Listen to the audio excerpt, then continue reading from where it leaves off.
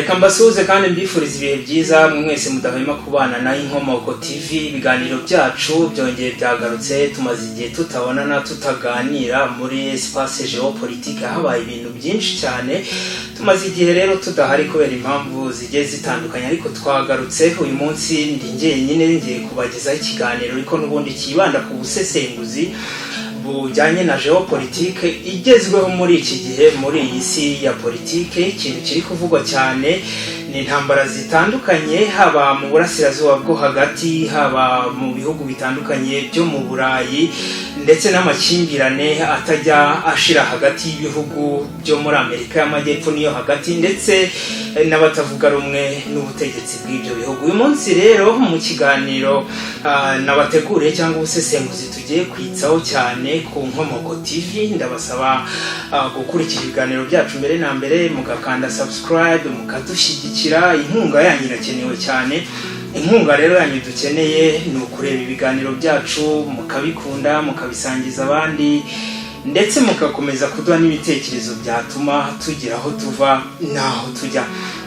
Uyu munsi rero muri geopolitique iyo ugiye kuvuga ibigezweho uyu munsi, ni igice twita Moyen-Orient mu Gifaransa, cyangwa Middle East, cyangwa uburasirazuba bwo hagati, ubwo ni mu Kinyarwanda. Uburasirazuba bwo hagati rero muri iyi minsi harimo inkuru nyinshi cyane zitandukanye. Mu cyumweru gishize wenda inkuru yacaga ibintu ni urupfu rwa perezida wa Iran, ni Ibrahim Raisi, ariko uyu munsi ntabwo wenda ibyo tugiye kugarukaho cyane, nubwo nabyo bishobora kuzamo, ariko tugiye kuvuga ahubwo kuri Israel ndetse na Hamas. Uyu mutwe wo muri Palestine ni umutwe ukomeje guhangana mu buryo bweruye na leta ya Tel Aviv, ubwo ni muri Israel.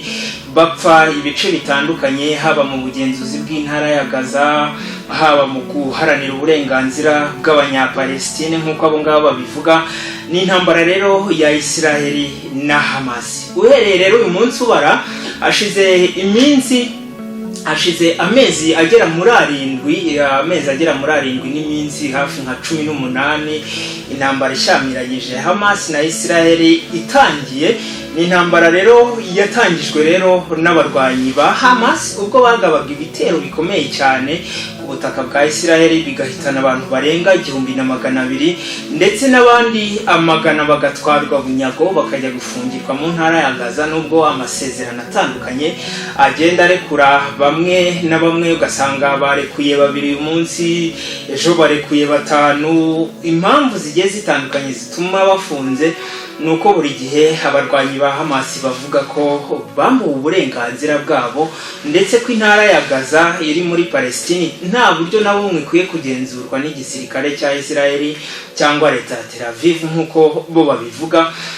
Mu kujya rero aho bigeze uyu munsi, kubera ko nk'uko mubikurikira ku makuru mu buryo butandukanye, mu minsi mike yishize aba barwanyi b'uyu mutwe wa Hamas n'ubundi bongeye kugaba ibindi bitero ku gihugu cya Israel, ariko ni ibitero bivugwa ko byapfubijwe, ntibize kwangiza nk'uko wenda abarwanyi babiteye bari babiteguye, ariko ni ibitero n'ubundi byagaragaje ko Israel itari mu bwirinzi, nubwo hari intambara imaze amezi 7 mu ntara ya Gaza, aho leta ya Israel ivuga ko igomba kwihanangiriza ndetse igahanagura ku ikarita umutwe wa Hamas w'abanyapalestine. Uyu munsi rero ushobora kuba udukurikiye uvuga utari ku bundi ko numva mu makuru ngo barwanye bapfiki, bihera he, n'ibintu byatangiye gute? Ntabwo turi bujye mu mateka cyane, ariko nibura turareba ku muzi w'ibyo bintu, kubera ko uyu munsi leta ya Tel Aviv irashinjwa ibyaha by'intambara birimo n'ibyibasiye inyoko muntu mu ntara ya Gaza, by'umwihariko mu mujyi wa Rafah, aho baheruka kurasa bagahitana abasivile b'abanyapalestina barenga 60, abandi bakava mu byabo. Iyi ntambara rero navuga ngo ya Israel na Hamas ni intambara imaze imyaka irenga 70 itangiye. Amateka uko bigaragaza, kuva leta y'abayahudi yashingwa ku butegetsi bwa David Ben Gurion ni mu mwaka w'1948, guhera uwo munsi ubwumvikane bukeya bwahise butangira mu gace ka West Bank. West Bank ku bantu batayizi ni agace kaberamo nyine intambara, ni agace gashyamiranyiriyemo Israel na Palestine, ariko n'ibindi bihugu byo ku ruhande birimo za Jordania, Libani, Yemen nka mu baturanyi, n'ibindi bihugu, ni kariya gace kose ko mu burasirazuba bwo hagati, ariko by'umwihariko ku butaka bwahoze ari Palestina rikaba ari Isiraheli y'uyu munsi. Ubutegetsi rero bwa David Ben Gurion bushingwa ubundi mbere na mbere leta ya Kiyahudi cyangwa leta ya Isiraheli babanje gutekereza kuyishinga mu ntara ya Crimea. Ni intara yigaruriwe n'Uburusiya, ariko nanone yahoze kuri Ukraine. Ni intara iri hagati nyine y'Uburusiya na Ukraine, ariko ibarirwa ku Burusiya kuri iki gihe bitewe n'intambara n'ubundi nayo Uburusiya bwashoje mu mwaka wa 2022 bukigarurira iyo ntara. Mu gutekereza rero gushinga ubutegetsi bw'Abayahudi batekereje ahantu habiri. Batekereje muri Crimea, banatekereza mu gihugu cy'abaturanyi cya Uganda, ariko baza kwemeza ko ku butaka bwa Palestine bahahoranye ubutaka n'ubundi byaba byiza bongeye kuhashinga igihugu cyabo. Ubu ni ubutaka rero bwagenzurwaga n'ubwami bwabaga bwatsinze intambara, kubera ko Palestina ni igihugu gifite abaturage b'Abarabu, Abayisilamu bo mu bwoko bw'Abasuni. N'Abarabu rero bari bafitanye n'ubundi mikoranire n'ibihugu bya hafi by'abaturanyi birimo za Iran, Misiri, Jordania, Liban, Yemen, Oman n'ibindi bihugu byinshi cyane by'Abarabu bituranye nabyo hariya. Hahoze rero hagenzurwa n'ubwami bwabaga bwatsinze intambara icyo gihe, ubwami burimo bwitwa ubwami bwa Syria, ubwami bw'Abanyababiloni ni Iraq y'uyu munsi, ubwami bw'Abaperse nabwo bwagiye bugira igihe cyo kugenzura Palestine y'icyo gihe, ubwami bw'Abagereki ni ubwami nabwo bwari bukomeye cyane muri iriya myaka ya mbere ya Yesu, ubwami bwa Empire Turco-Ottoman ni ubwami bw'abami bwa Turukiye y'iki gihe, ni ubwami bwinshi cyane burimo rero n'ubwami bwa Byzantine. Nabo bose bagiye bagenzura kariya gace karimo Palestine na Isiraheli y'uyu munsi. Kubera rero kugenda Abayahudi bahunga batsindwa intambara bakajyanwa mu bwami bugiye butandukanye, bakagenda baje gutatanira ahantu henshi hatandukanye. Hanyuma mu ntambara ya kabiri y'isi yose, nubwo atari yo ngingo turi kuvugaho, mwese mwumvishe ko bakorewe jenoside yanahitanye 40% byabo, no kuvuga 6,000,000 z'Abayahudi baguye mu ntambara ya kabiri y'isi yose bakorewe jenoside n'ubutegetsi bw'Abanazi. Bari baratataniye rero mu bihugu by'Uburayi, by'umwihariko byari byarigaruriwe n'Ubudage. Ibihugu birimo nka Autriche, Pologne, Luxembourg, Belarus n'ibindi bihugu byinshi Ubudage bwari bwarigaruriye, ndetse no mu Budage bwaho abo Bayahudi rero baje gukorerwa jenoside, hasigara bake cyane. Abo ngabo basigaye mu mwaka wa 1947, ni nyuma y'imyaka 2 intambara kabiri y'isi yose irangiye, haje gushingwa icyitwa Sionisme. Sionisme ni umuryango cyangwa muvoma yaharaniraga ko Abayahudi bakongera kwishyira hamwe bagashinga igihugu cyabo, bakava mu buhungiro no kwirirwa bazerera. Sionisme rero imaze gushingwa, umuryango mpuzamahanga waje kwicara uhitamo ko abo Bayahudi bagomba gushinga igihugu cyabo, ndetse Abongereza bari mu bantu ba mbere bashyigikiye ko Abayahudi babona igihugu cyabo, bagashinga igihugu cyabo, bagasubira ku butaka bwabo, bakareka kujya birirwa bazerera bagenda. Ubwongereza rero bwarabashyigikiye ndetse bwemera kubafasha kurwana mu ntambara bwagombaga guhanganamo n'Abarabu, kugira ngo Abanya-Isiraheli cyangwa Abayahudi babone ubutaka, kubera ko ntabwo kwari kugenda ngo bakabona ubutaka gusa, ahubwo habayemo intambara. Yabayemo rero Ubwongereza gufasha abo Bayahudi n'ibindi bihugu birimo n'igihugu cy'umuryango w'ubumwe bw'Uburayi w'iki gihe, ariko ubwo wahoze ari umuryango w'abibumbye cyangwa Société des Nations, byafashije abo Bayahudi kubona igihugu, bashinga leta yabo i Tel Aviv, ariho ho muri Isiraheli y'uyu munsi. David Ben Gurion niwe rero washinze leta y'Abayahudi, nawe wabaye ubwo perezida wa mbere cyangwa umuyobozi wa mbere w'aba Bayahudi bahoze batagira ubutaka.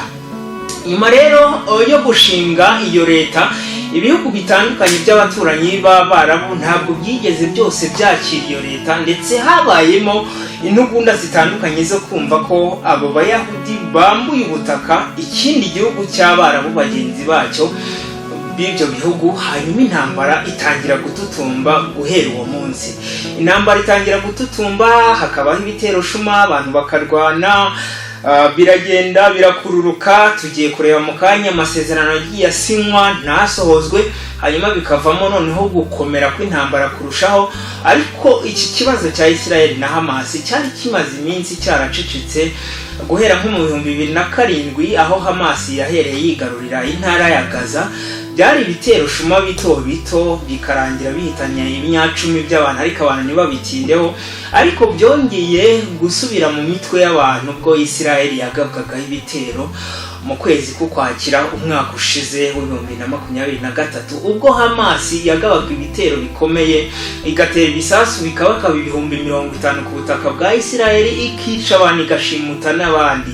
Kiriya ni ikintu cyagaragaje ko Hamas abantu kuntu bari bayizi ntabwo ari kwimeze, ni umutwe ukomeye. Turaza kureba n'ahantu kuri inkunga wenda bituma abantu bibaza bakavuga bati ariko ubundi iyi Hamas ni ugupfa kuvuga ngo ni umutwe uraho gusa, cyangwa ahubwo ni igisirikare kinakomeye gishobora kuba gifite n'imbaraga kurusha leta zitandukanye z'ibihugu. Turaza kubireba rero.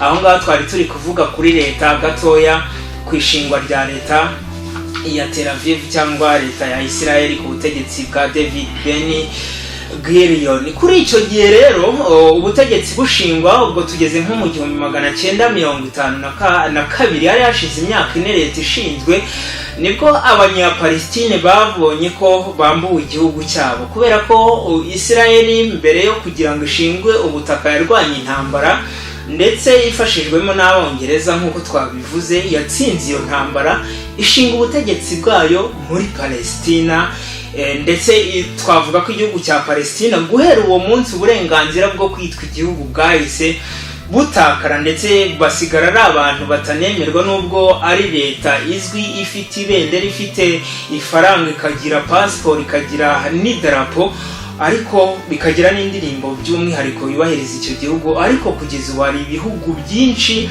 bitemera ko Palestina ari igihugu. Ku ruhembe rero haza Leta Zunze Ubumwe za Amerika, nubwo tuza kubireba ko hari ibihugu byatangiye inzira yo kwemera Palestine nka leta yigenga ndetse n'igihugu ukwacyo.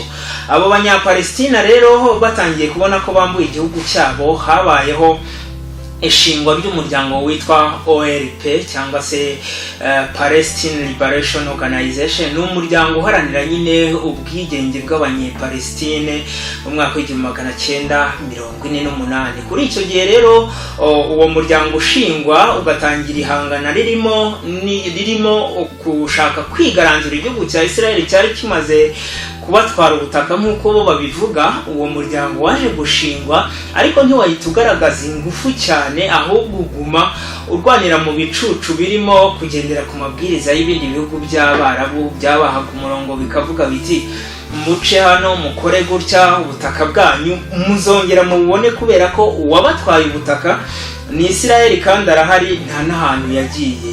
So tugarutse rero aho twari twatangiriye gatoya, no kuvuga ngo mu mwaka w'1969 tunyarutse, umuyobozi wa OLP wamenyekanye cyane, uyu nguyu ni Yasser Arafat. Uyu nguyu yabaye umuyobozi wa OLP, umuntu uyobora uwo muryango, abari n'umuyobozi mu buryo buziguye wa leta ya Palestina. Yasser Arafat rero yaje amaze kuba umuyobozi wa OLP, nibwo ibintu byafashe indi ntera, noneho atangira guhangana byeruye na Israel ndetse n'ibindi bihugu byo muri Bloc Occident bigiye bihagarariye bishyigikiye Israel muri ubwo bwambuzi bw'ubutaka bwayo nk'uko bo abanyapalestine babivuga. Uyu nguyu Yasser Arafat yayoboye iki gihugu n'uwo muryango imyaka 35 kuva mu mwaka w'1969 kugeza yitabye Imana mu mwaka w'2004, ubwo yapfuye mu buryo butavugwaho rumwe. Bamwe bavuga ko yarozwe n'Abanyamerika, ntabwo tugiye kwitsa ku rupfu rwe cyane, ngo twavugaga impact ye cyangwa ingufu n'umuhate we mu kurwanya leta ya Israel.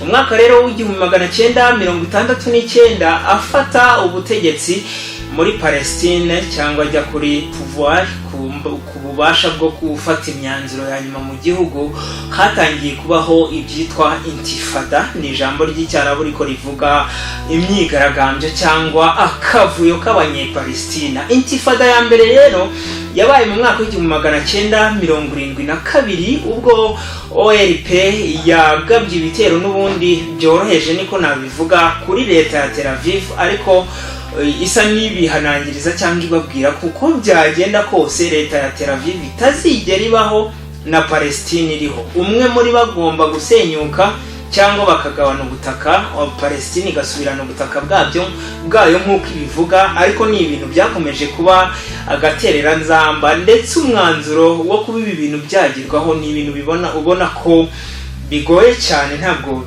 ari ibintu bigaragara ko bizabaho mu nzira y'amahoro. Ni nayo mpamvu barwana.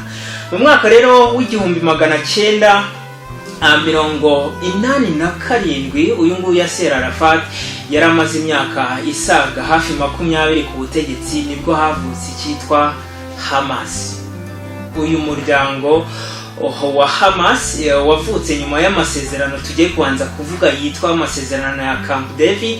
Amasezerano rero ya Camp David ni amasezerano y'ubworoherane no kugarura amahoro cyangwa no kumvikana ku bijyanye no guhana amahoro hagati ya leta ya Tel Aviv ndetse na OLP cyangwa Palestine Liberation Organization, umuryango uharanira ubwigenge bw'abanyepalestina ukwishyira ukwizana kwabo. Bagiriye rero amasezerano Camp David ni muri leta ya Maryland muri leta zunze ubumwe za Amerika. Amasezerano yabaye mu 1972. ubwo ngubwo ni nyuma ya intifada ya mbere cyangwa imyigaragambyo ya mbere kuri abo banyepalestine, bavuga ko uko byagenda kose bagomba gusubirana igihugu cyabo. Na amasezerano yitabiriwe yari ayobowe birumvikana na perezida wa leta zunze ubumwe za Amerika nk'umuhuza. Uyu nguyu iki gihe yari uwitwa Jimmy Carter, wari uyoboye ayo masezerano cyangwa wari ubereyeho guhuza impande zitavuga rumwe. Hakaba perezida wa Palestine icyo gihe yari Yasser Arafat, wari waragiyeho mu myaka 3 ishize mu 1969, ariko ntabwo yabashije kwitabira ayo masezerano, ahubwo yohereje y'inshuti ye ijya kumuhagararira. Uyu nguyu ni perezida wari uwa Misiri witwa Anwar Sadat. Hanyuma banahahurira kandi n'uwari minisitiri w'intebe wa Israel. Murabizi ko kiriya ni igihugu kiba gifite minisitiri w'intebe ukomeye cyane kurusha, unavugwa cyane kurusha na perezida w'igihugu. Uyu rero minisitiri w'intebe wari uri muri aya masezerano ya Camp David ni uwitwa Menachem Begin. Uyu nguyu rero yayoboye Israel muri iyo myaka kugeza mu 1993 asimbuwe n'uwo bita Rabin, wagiye n'undi mu masezerano yandi tuza kubabwira mu mwaka w'1993. Amasezerano rero yabayemo bumvikana ko bagiye guhana agahenge, ntihagire uruhande rwongera gutera urundi, ariko bakanasinya inyandiko zitangira kugenda zemeza ko igihugu cya Palestine kigomba kwigenga kikaba igihugu. Mbibutse ibyo bintu nibyo muri 1972. Uyu munsi hashize imyaka 52. Urumva ko rero ni ibintu byabaye agaterera nzamba. Muri aya masezerano rero ibi byayavugiwemo bikanayasinyirwamo nyuma y'uko bitumvikanyweho hateye intifada ya kabiri, kongera gushoza intambara kw'abanyapalestine biciye muri OLP. Niyo bakoreshaga cyane cyane n'igice cyayo cy'igisirikare cyangwa abarwanyi niko wabivuga. Bagabye ibitero bitandukanye, ariko aho hagati hose nubwo tutabivuze bagabaga ibitero na Israel ikabasubiza. Ntabwo kwari ukugaba ibitero gusa, bararwanaga, abantu bagapfa, abandi bagafungwa, abandi bakabajyanwa mu bigo bitanga imirimo y'agahato, ariko bikazaceceka nyuma bikagaruka. Intifada rero ya kabiri yabaye aho ngaho mu mwaka w'1973 nyuma y'amasezerano ya Camp David atarigeze yubahirizwa. Nyuma y'imyaka 16 mu mwaka w'1987 nibwo umutwe wa Hamas washinzwe. Hamas ni icyarabu kivuga Islamic Resistance Movement, ariko Hamas ubwabyo bivuga Harakat al-Muqawama al-Islamiyya. Ni umuryango washinzwe mu rwego rwo gufasha Palestine kurwanya Isiraheli kubera ko yabonaga ko mu masezerano yose basinyana ntabwo Isiraheli ifite ubushake na bumwe bwo kuyubahiriza. Uyu muryango washyizweho kugira ngo ube nk'igisirikare cyo kurinda igihugu bawita Hamas, nubwo ibihugu byo muri Bloc Occident byaje kurangira biwise umutwe w'iterabwoba, ariko Hamas ntabwo ari umutwe w'iterabwoba, ahubwo ni muvoma iharanira uburenganzira cyangwa kurwanira ukwishyira ukizana kw'abanyepalestine, by'umwihariko muri Palestine Liberation Organization. Mu mwaka rero w'1947 iyi Hamas yashinzwe n'uwitwa Yassin Ahmed. Uyu nguyu ni umucurabwenge w'umunyapalestine wari umuhanga cyane mu bijyanye n'intambara, washinze rero uyu mutwe avuga ko ari igisirikare kizafasha Palestine kuba yasubirana uburenganzira bwayo ndetse ikarwanira inyungu zayo, bikarangira isubiranye ubutaka, nubwo kugeza n'uyu munsi izo nzozi zitaraba impamo. Mu mwaka rero w'1987 Hamas yarashinzwe nyuma y'imyaka mikeya cyane. Mu mwaka w'1993 nyuma y'ubushyamirane butandukanye hagati aho ngaho habaye andi masezerano yiswe amasezerano ya Oslo ni muri Norvege. Na amasezerano nanone ajya gusa n'aya Camp David yagombaga guhuza umuyobozi wa Palestine wa Leta Zunze Ubumwe za Amerika nk'umuhuza n'uwa Isiraheli, kubera ko nubwo Isiraheli na Amerika bikorana, ariko n'ubundi Amerika icyo gihe yabarwaga nk'umuhuza w'ibyo bihugu kugira ngo barebe ko bakumvikana, bakaba bajya inama ndetse bagahuza intambara muri West Bank igahagarara. Ntabwo rero ariko byagenze. Mu mwaka w'1993 i Oslo muri Norvege amasezerano yitabiriwe na perezida wa Palestine icyo gihe yari Yasser Arafat. Minisitiri w'intebe wa Isiraheli w'icyo gihe yari Yitzhak Rabin, ndetse na perezida wa Leta Zunze Ubumwe za Amerika. Uyu nguyu ni William Jefferson Clinton. Uyu nguyu mwamenye ku izina rya Bill Clinton, ariko yitwa William Jefferson Clinton. Uwo rero wayoboye Leta Zunze Ubumwe za Amerika nka perezida wa 42. yayoboye Leta Zunze Ubumwe za Amerika kuva 1993 kugera 2001 ubwo yasimburwaga na George W. Bush. Uyu rero yahuje abayobozi Yasser Arafat na Yitzhak Rabin bagiye kuganira n'ubundi ku nzira y'amahoro n'uburyo bwo guhagarika intambara mu buryo burambye mu gace ka West Bank hagati y'abanyapalestina ndetse na Isiraheli. Na amasezerano rero yasinywemo kurekura imfungwa z'abanyapalestine zafunzwe n'igisirikare cya leta ya Tel Aviv, ndetse n'abarwanyi batandukanye bakabamo n'abaturage ba Isiraheli, nabo bikumvikanwa ko bagomba kurekurwa na leta ya Palestine ko nayo yari ifite imfungwa. Ibyo byose barabyumvikanye, ariko nabyo ntabwo byigeze byubahirizwa, ahubwo leta ya Tel Aviv yaje n'ubundi kubigarama, birangira habaye intifada ya gatatu, imirwano iraduka, abantu benshi barapfa. Uyu nguyu Yitzhak Rabin aza kuva ku butegetsi muri 1999 asimburwa na Ehud Barak. Abantu bagira ngo wenda ibintu bizaba byiza, ariko ntabwo ariko byagenze, kubera ko perezida wa Isiraheli nubwo abatazwi, ariko minisitiri w'intebe w'iki gihugu ni umuntu uzwi cyane, ubuzwi mu bitangazamakuru mpuzamahanga, kubera ko yakomeje kuba nk'ihwa mu kirenge cy'abanyepalestine, kubera ko amasezerano yose yasinywe nta namwe yigeze ashyirwa mu bikorwa, ahanini biyobowe n'uwabaga ari minisitiri w'intebe wa Isiraheli. Ni ibintu rero byakururutse bigera n'ejo bundi mu 2009 ubwo Benjamin Netanyahu yajyaga ku butegetsi akaba umuyobozi wa guverinoma ya Tel Aviv mu mwaka w'2009 ubwo yayoboye icyo gihugu kugeza 2021, akaza kuvaho gatoya akagaruka 2022. Ubwo rero ayo masezerano yose ataragiye yubahirizwa yagiye avamo intambara, n'ubu ngubu bikaba ari umuzi w'intambara y'uyu munsi tubona. Tugarutse rero inyuma, intambara zagiye ziba, bakarwana, abantu bagashimutwa, hakaba ibitero shuma bigiye bitandukanye. Hamas rero yaje kwigarurira agace ka Gaza, cyangwa yaje gutangira kugenzura intara ya Gaza mu mwaka w'2007. Nibwo navuga ko noneho amakimbirane ya Isiraheli na Palestine noneho yahise ahindura isura. Ubundi intara ya Gaza ni intara n'ubundi hana imbibi n'iyo leta ya Israel, cyane cyane hari undi mujyi uri mu majyepfo y'intara ya Gaza, umujyi witwa Rafa, ari nawe uheruka kubamo ibitero by'igisirikare cya Israel, ibitero by'indege bigahitana abasivile. Ibintu amahanga yose yamaganiye kure, avuga ko aho bigeze rwose leta ya Israel ntabwo ikirimo kurwanya Hamas gusa, ahubwo ishobora kuba ifite n'ibindi bintu ishaka, nubwo itera ibitero ivuga ko irimo gushaka gutsinda Hamas, ariko ibitera mu by'ukuri ibiganisha no ku basivili, ugasanga babiguyemo, igahagarika inzira zabafasha kubatabara, haba mu kubaha ibyo kurya, ibikoresho by'isuku, amazi meza. Ibyo byose byatumye kugeza uyu munsi intambara yo muri Gaza imaze amezi 7 hafi imaze kugwamo abantu barenga 70,000, ndetse abandi barenga 2,000,000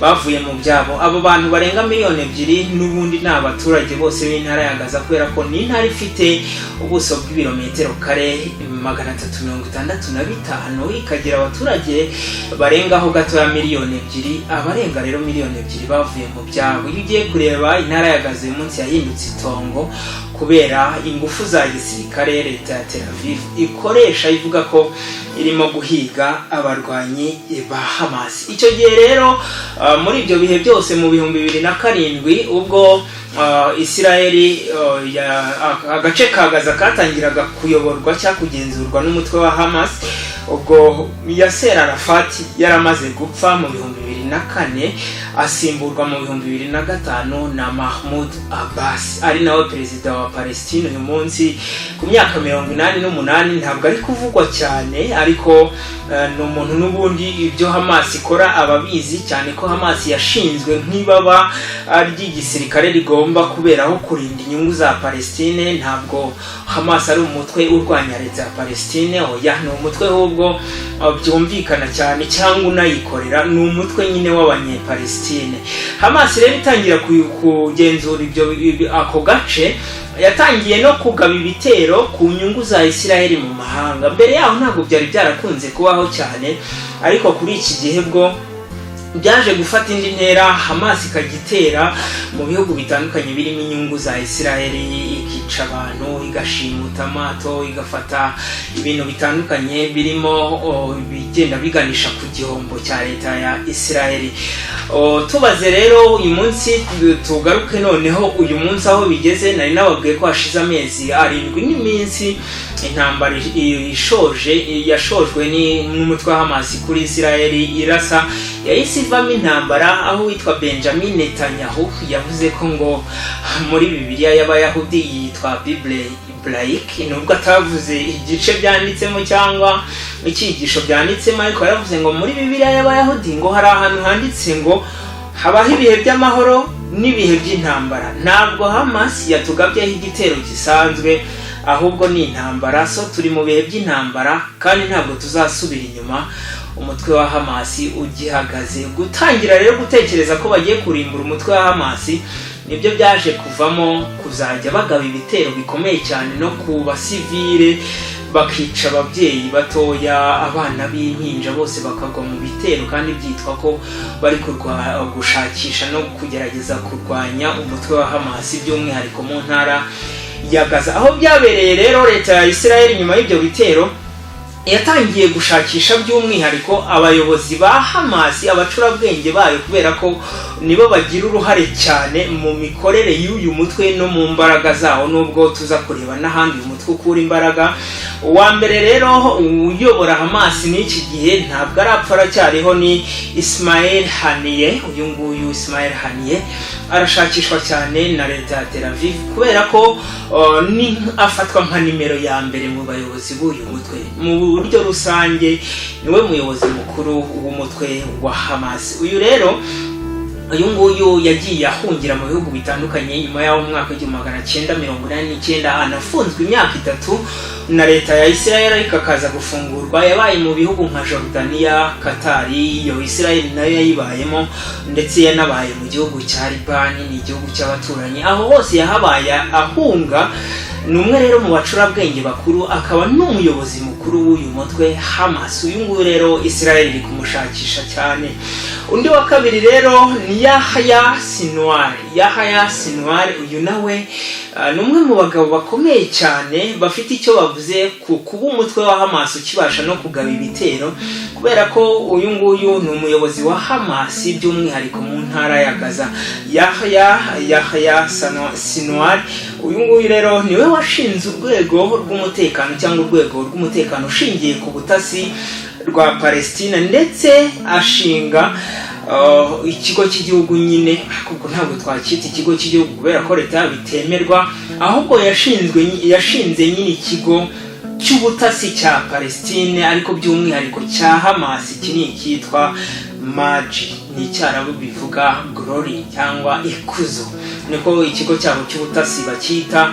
Ni ikigo rero yashinze agambiriye kugira ngo abazajye bakurikirana abayobozi batandukanye ba Israeli, bafate aba agent batandukanye b'inzego z'ubutasi za Israeli, cyane cyane urwego rw'igihugu ruzwi nka Mossad, banabate muri yombi ndetse babe banabica cyangwa babafunge. Uyu nguyu rero Yahya Sinwar yaje kuba ukuriye umutekano mu buryo bwimbitse noneho mu ntara ya Gaza mu mwaka wa 2017. Rero niwe washinze uburyo Hamas ikoresha iri gutata ibindi bihugu, cyane cyane igihugu cya Israel n'ibihugu bishobora kuba bishyigikiye. Uyu nguyu rero nawe ni umwe mu bantu bakomeye, Yahya Sinwar. Mohamed Deif uyu nguyu rero niwe washinze batayo y'igisirikare cyangwa ni igice cy'igisirikare izwi mu mazina y'icyarabu nka Izi al-Din al-Qassam.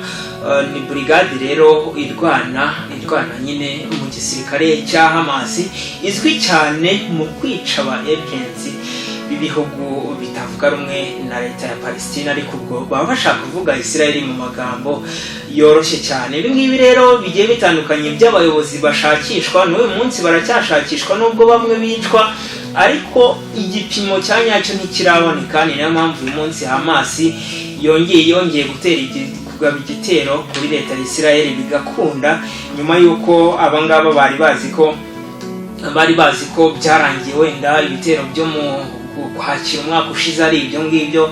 Mu minsi mike ishize mwumvishe ko abangaba bongeye kugaba igitero kuri leta ya Israel, ariko kikaza gupfubywa nk'uko babivuga. Abanya-Israel bafite ibyuma bita dome de fer, turaza kubivuga.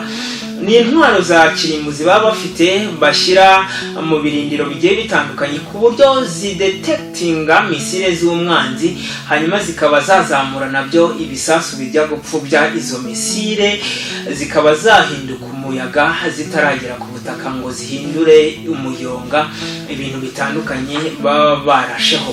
Turaza kuzivugaho izo dome de fer z'abanya-Israel. Icyo rero ni igitero Hamas iheruka kurasa cyangwa kugaba kubera ko gifite abayobozi. Uyu munsi rero twari turi kuvuga ku bijyanye n'amateka, amasezerano atarubahirijwe, ariko uyu munsi noneho bihagaze biti hagati ya Israel na Hamas. Uyu munsi umuntu wabyutse mu gitondo yibagiwe ibintu byose byabaye, akubashije ngo bihagaze gute, wamubwira ko bihagaze gute uyu munsi. Nibyo ngiye kubaganiriraho rero aka kanya. Nyuma rero y'intambara igiye kumara hafi nyine uwo mwaka ishyamiranyije Israel ndetse n'abarwanyi ba Hamas, ubu ngubu byatangiye kuba ibintu bishobora gukururuka nk'uko intambara ya Israel intambara y'Uburusiya na Ukraine yatangiye tuvuga ko ari intambara ishobora no kutarenza ukwezi, ariko uyu munsi imaze imyaka 2 iri mu mwaka wayo wa 3, kandi ubona ko nta n'icyizere cyo kuba yahagarara gihari. Ubwo rero inyuma y'iyo ntambara igiye itandukanye, igihugu cya Leta Zunze Ubumwe za Amerika ku ikubitiro nicyo cyavuze ko gishyigikiye Israel, kinemeza ko ibitero Hamas yari yagabye kuri Israel ni ibitero by'intambara, ntabwo ari ibitero bisanzwe, ahubwo ni intambara ngo Israel igomba kwirwanaho, ndetse naho bizashoboka Leta Zunze Ubumwe za Amerika zikaba zayiha n'inkunga itandukanye y'intwaro. Ibyo ni ibyavuzwe abagenzura abakurikiranira politiki mpuzamahanga hafi, banavuga ko Leta Zunze Ubumwe za Amerika ni nk'umubyeyi wa Israel, kubera ko niyigenzura sovereignty yayo cyangwa ubwigenge ubusugire ubusugire bwa Israel rero bugenzurwa na Leta Zunze Ubumwe za Amerika. Ariyo mpamvu bavuga bati niba bashyigikira mu ntambara nta kabuza abanya-Israel bazarwana. Ibihugu rero nka Iran, Turkiye, Liban, Yemen, ibyo ni ibihugu byose birimo imitwe y'iterabwoba irwanya Leta ya Israel ku ikubitiro nabyo byahise bivuga ko bishyigikiye Hamas yo ni n'umutwe bivugwa ko ufashwa mu buryo butaziguye na Leta ya Iran. Perezida Ibrahim Raisi ataranapfa avuga ko bo bazakomeza gushyigikira ubwigenge bwa Leta ya Palestine. Ntabwo yigeze aganira ngo yerura avuge ko ari Hamas bazashyigikira, ariko yavuze ko Iran izakora igishoboka cyose igakomeza kuba inyuma ya Leta ya Palestine mu byirwanamo byose ihanganye na Israel. Ibyo bihugu rero nari mbabwiye byose byashyize hamwe bivuga ko bishyigikiye Palestine mu ntambara irwanamo na Israel. Inkunga rero ya Leta ya Tehran ndetse haba wari umuyobozi wayo, uyu nguyu ni nimero ya 2 ku butegetsi bwa Iran. Uyu nguyu nuherutse kwitaba Imana, Ibrahim Raisi wari perezida, ndamwita nimero ya 2 kubera ko nimero ya mbere muri Iran, umuyobozi w'ikirenga wa Iran, uyu nguyu ni Ayatollah Ali Khamenei. Uyu nguyu rero niwe muyobozi w'ikirenga wa Iran. Bari bazi ko ari nawe uzamusimbura, ariko yaguye mu mpanuka y'indege tuza kuvugaho gatoya. Aba bose rero bagiye bashyigikira mu buryo butaziguye umutwe wa Hamas, bakawuha intwaro ndetse bakanawufasha mu ntambara zimwe na zimwe zirimo nko kuba bacumbikira abarwanyi bawo bahungiyeyo, kubacurira ibyangombwa bitandukanye kugira ngo bagende biyoberanyije, be gutabwa muri yombi n'ibindi byose byatuma basibanganya ibimenyetso by'uwashoje intambara.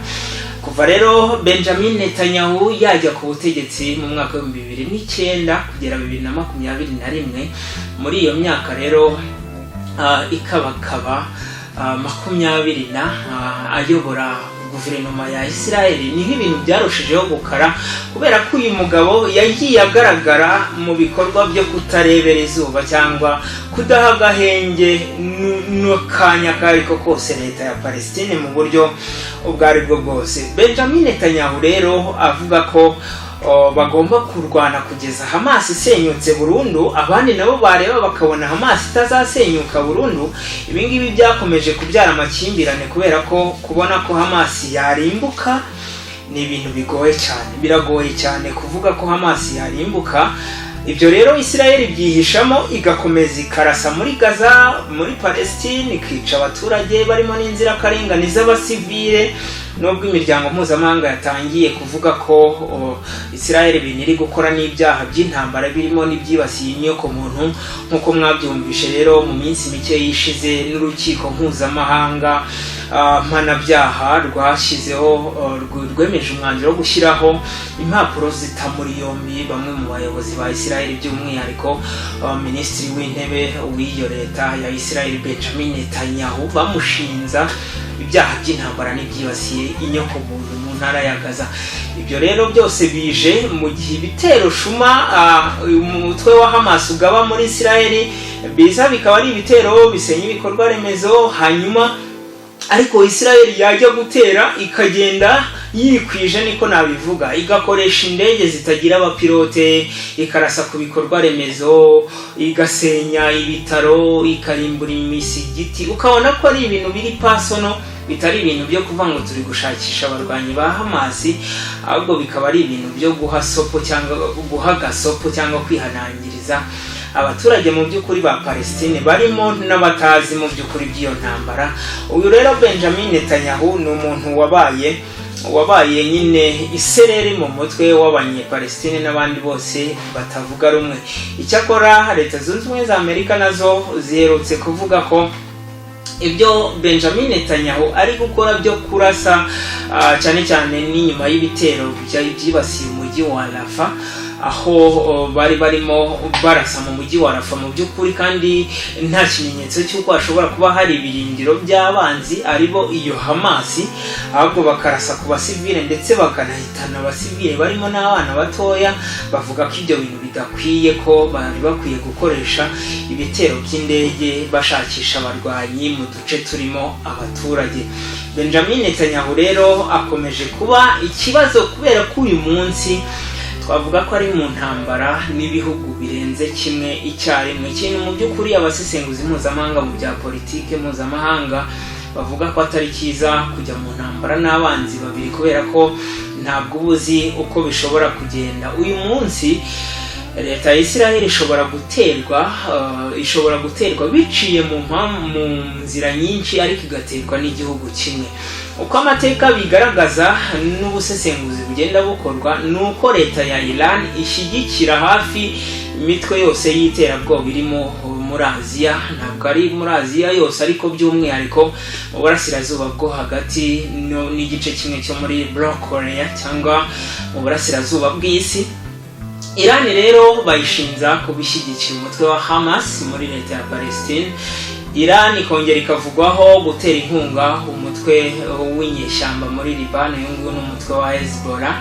Igashinjwa kandi gushyigikira umutwe w'abaterabwoba muri Yemen, uyu nguyu n'umutwe w'Abahouthis muri Yemen. Abo ngabo nabo barwanya leta ya Israel, ariko icyo bazwiho cyane no gushimuta amato cyane nibyo bazwiho, ariko bakanabangamira inyungu zitandukanye za Israel ahariho hose.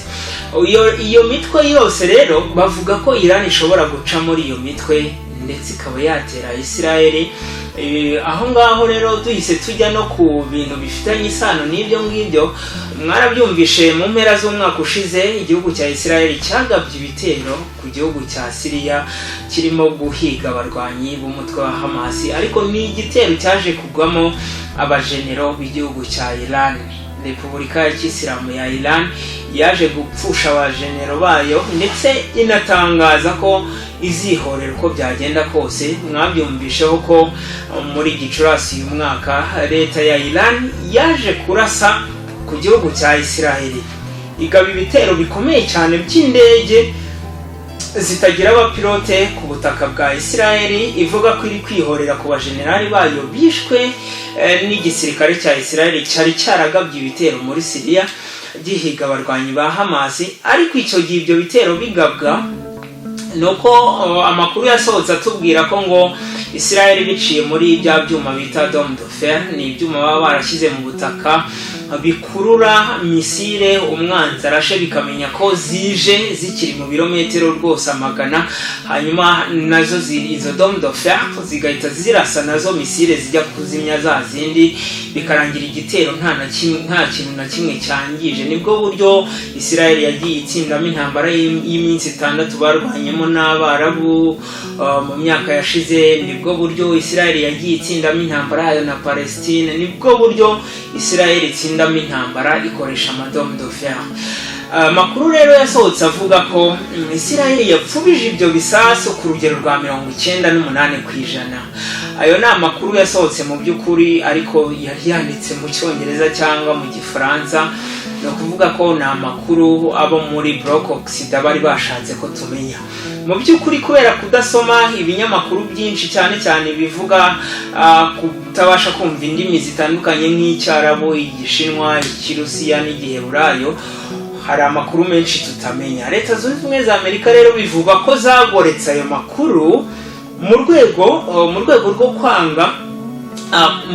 kwanga guseba, kubera ko ni igihugu benshi badatinya kwita papa wa Israel, kubera ko twabivuze nicyo kigenzura sovereignty cyangwa ubusugire bwa Israel. Kuvuga ko rero ibyo bitero by'abanya-Irani byangije ibibuga bihagurukiramo indege zitagira abapilote bigera muri 3 n'amato y'intambara bikaba byangijwe, ibyo kintu cyari kuba ari nk'inenge ku gisirikare cyo mu kirere cya Israel ndetse na Leta Zunze Ubumwe za Amerika ziyiha ubufasha n'inkunga zitandukanye umunsi ku munsi.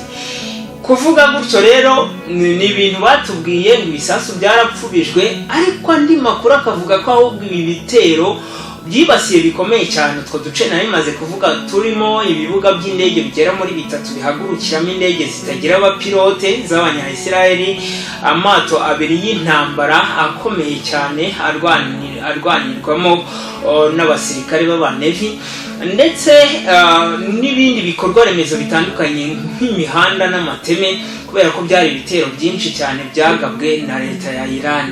Ariko ikintu cyatuma ayo makuru mvuze bwa kabiri yo kuba ibitero byarangije wenda umuntu agira amahirwe cyane, nuko icyo gihe leta ya Israel yararakaye biciye muri minisitiri w'intebe Benjamin Netanyahu, avuga ko bazihorera uko byagenda kose. Nimba barahagaritse ibitero bikaba ntacyo byangije, ntabwo ari kugira umujinya ngo avuge ko wenda bazihorera bagatera Iran uko byagenda kose bakayitera nabo bakihorera, ariko yabivuze gutya babaye bihita byemeza ko bishoboka cyane ko ibitero bya Iran byaje kubagiraho ingaruka. Akimara gutangaza ibyo rero biciye mu muyobozi w'ikirenga wa Iran, uyu nguyu ni Ayatollah Ali Khamenei, uyu nguyu yavuze ko Israel nihirahira igakora ikosa ryo kurasa kuri Iran izahura n'umuriro bakayirasa, none intambara ikaba yakwerura ikaba hagati y'ibyo bihugu byombi. Amerika rero nk'igihugu kiba ari umupolisi w'isi gikunda kubirebera n'inyungu zacyo, ariko kikaba n'umuhuza ku ngingo zimwe na zimwe, cyaravuze kiti, cyabwiye leta ya Tel Aviv kiti ntimuzasubize mwe kurasa kuri Iran, kubera ko ntabwo dushaka ko mushoza intambara yeruye hagati yanyu na Iran, kubera ko Iran ni igihugu gikomeye gishobora guhindura situation geopolitique mu buryo bworoshye cyane kuri iyi si, ibintu bikaba byakwicurika bikerekeza aho babishaka, mu gihe leta ya Israel yaba ibagabyeho ibitero mu buryo bweruye, kubera ko Iran yari iteganyirije ifite imitwe hirya no hino yose ireberera inyungu z'icyo gihugu, by'umwihariko ariko n'ibihugu bishyigikiye birimo nka leta ya Turukiye.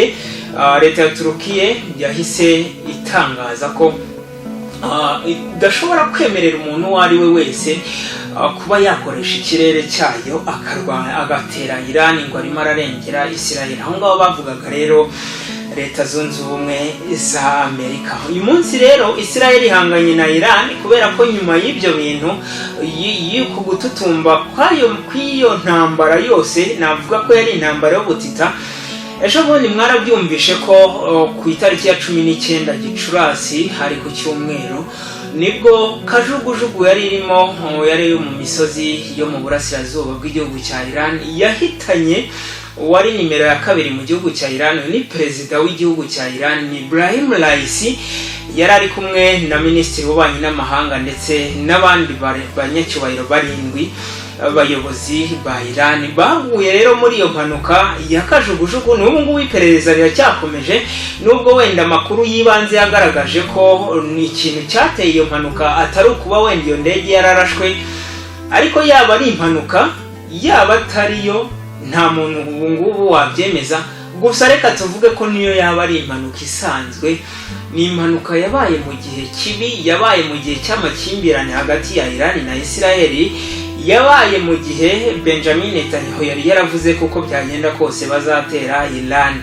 Abareberera kurera bakava ko umunyacyubahiro nk'uri umuntu ukomeye urindwa kuriya ntabwo yagezaho kugenda muri kajugujugu ifite ikibazo, nubwo bavuga ko bishobora kuba byaragizwemo uruhare n'igisirikare cya leta ya Israel ndetse n'inzego z'ubutasi za leta zunze ubumwe za Amerika, kubera ko niho iriya kajugujugu yatwitse perezida Ibrahim Raisi na bagenzi be yakorewe.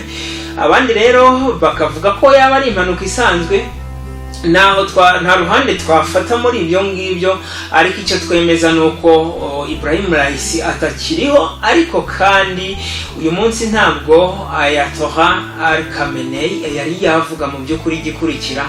Ntekereza ko igikurikira kizaba nyuma y'amatora ateganyijwe ku itariki ya 28 Kamena muri uyu mwaka n'ubundi yo gusimbuza nyakwigendera perezida Ibrahim Raisi. Ariko nk'uko byitezwe n'amahanga yose, abantu bose bazi ko Iran hari icyo yokeje, hari ikiri gutegura kandi gishobora kutazoroha mu minsi iri imbere. Twavuga ngo ni intambara igoye cyane mu by'ukuri kugaragaza icyerekezo cyayo, biragoye mu gihe cyose ibi bihugu bikomeje gushyamirana ariko bikaba bifite n'intwaro za kirimbuzi. Intwaro za kirimbuzi bamwe zibafasha mu kwihagararaho, mu kuba ubusugire bwabo bwarindwa nyine ntibabashe guterwa cyangwa ngo baze bagere gutya bogerweho uburimiro. Izo ntwaro zirabafasha mu bwirinzi, abandi bakanazikoresha mu gukanga bavuga ko uko zikosa ugashaka kwerekeza ibintu aho ugashaka kuganisha ibintu aho batabishaka, bashobora gukoresha izo ntwaro za kirimbuzi ndetse nyine izo ngufu z'umurengera, bakaba batanga isomo rishyashya ry'amateka mu bijyanye n'intambara. Biragoye rero kwemeza ko igitero cya Isiraheli cyaba aricyo cyateye iriya mpanuka yahitanye Ibrahim Raisi, ariko nanone biragoye kubihakana kubera ko ni impanuka yabaye mu gihe kibi cyane cy'intambara iri gututumba hagati y'ibihugu byombi ndetse n'ibitero shuma. Uyu munsi rero guhindura situation geopolitique nk'uko mujya mubyumva, ibyo bituma ibihugu bikomera, kuvuga ngo ndafata uruhande ngewe ndafata urunguru, nibyo bisigaye biha ibihugu imbaraga uyu munsi. Uburusiya rero nk'igihugu kinini ku isi, ni igihugu kiyoborwa na Perezida Vladimir Putin. We wanavuze ko Uburusiya nibunanirwa kuba igihugu gikomeye ku isi butazabaho. Nicyo kintu agenderaho, binatekerezwa ko ari byo byavuyemo intambara yo muri Ukraine. Uyu rero Vladimir Putin n'Uburusiya bwe bafite base militaire ikomeye cyane muri Aziya yo hagati, by'umwihariko ugana mu burasirazuba muri bino bihugu bya Iran, Iraq, Turkiye n'ibindi byose. Bahafite base militaire ku buryo Uburusiya bufite imbaraga muri icyo gice, bukongera bukagira imbaraga muri Afurika kubera ko bwatangiye kugirana imikoranire n'ibihugu bimwe na bimwe byo muri Afurika burengerazuba, cyane cyane mu gace ka Sahel nyuma yo kwirukanwa kw'Abafaransa. Ni ingingo nayo twagiye tuvugaho cyangwa tuzanagarukaho. Benjamin rero Netanyahu uyu munsi baramusabira gutabwa muri yombi, bamwe bakabishyigikira abandi bakabihakana, ntabwo tuzi ikigiye kuba. Gusa bariya bari abayobozi bakomeye bashobora guhindura n'ibyemezo by'inkiko bakabyerekeza mu ruhande bashaka, ku buryo biba bigoye ko wasanga umuyobozi nk'uriya yatawe muri yombi. Ariko ni ikintu nanone utapfa kurenza ingoyi kubera ko iyo bivuzwe kuriya hari amasezerano atandukanye mpuzamahanga ashobora guhita areka gusinywa cyangwa agahagarara nyine akaba atasinywa. Ubwo rero navuga ngo muri rusange nuko nguko mu burasirazuba bwo hagati bikomeje kugenda. Icyo dutegereje ni amatora ateganyijwe muri leta ya Iran yo gushyiraho perezida mushasha ugomba gusimbura Ibrahim Raisi nk'uko itegeko nshinga ryabo ribiteganya. Umuyobozi w'ikirenga we Ayatollah Ali Khamenei aracyahari, ni nawe muntu ukomeye cyane, ni nawe mutwe w'igihugu, ni nawe utegeka icyo gukora ku perezida buriho. Bakaba bavuga ngo dukora ibi ngibi, tugiye gutera kino gihugu, tugiye gusubiza iki ngiki, cyangwa tugiye kubungabunga amahoro ahangaha. Ibyo byose babikora biciye mu byemezo akenshi bishyirwaho ijambo rya nyuma n'umuyobozi w'ikirenga Ayatollah Ali Khamenei muri Iran. Ubwo rero nuko nguko bihagaze. Isiraheli ibyo ngibyo bibaye mu gihe ibihugu bitandukanye byo mu burasirazuba bwo hagati birimo n'ubundi kurwana no gufata uruhande rwo kuyoboka ingoma nshyashya y'abakomunisite b'Abarusiya bakomeje kugenda bagaba amashami mu bihugu byo muri Aziya, bakagenda bagerageza gushaka kwigarurira ibihugu n'imitegekere yabyo. Ni ingingo zitandukanye tuzagenda tugarukaho. Ibyo uyu munsi rero reka tubisoreze ahangaha, mbabwira ngo mukomeze gukunda ibiganiro byacu, mubikurikire mutubwire ingingo twazaganiraho. Umunsi ku munsi tuzaba tugenda tubamenyesha amakuru agezweho avugwa muri situation geopolitique. Ibyo twari kubabwira uyu munsi byari ibyo ngibyo, intangiriro y'imirwano ya Israel na Hamas, naho ibya Israel na Iran bigeze uyu munsi. Reka mbashimire cyane. Ndi Pascal, ni Inkomoko TV. Komeze gukunda ibiganiro byacu, nkundiyo mundeba mukananyumva. Ibi biganiro ni mwebwe, ni namwe mushobora gutuma tugira aho tuva naho tugera muri iki gisata kijyanye no gusesengura by'umwihariko bijyanye na geopolitique mpuzamahanga. Ciao, naho ubutaha.